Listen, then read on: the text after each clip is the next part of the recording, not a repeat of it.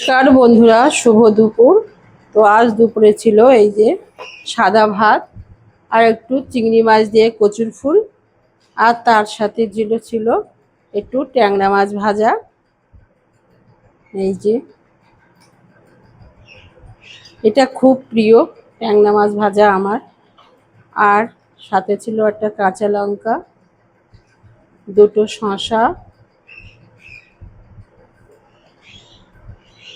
পেঁয়াজ, আর এটা ছিল ডিম ভাপা, পোস্ত দিয়ে বাদাম দিয়ে একটা ডিম ভাপা। আর তার সাথে ছিল ডাল, কলা ভাজা, এই যে কলা ভাজা, আর সব শেষ ছিল একটু কাঁঠাল। আর কাঁঠালের পরে আর কিছু নেই বন্ধুরা, একটা লেবু দিলাম, লেবু হলে ভালো হয়, আর 1 গ্লাস জল।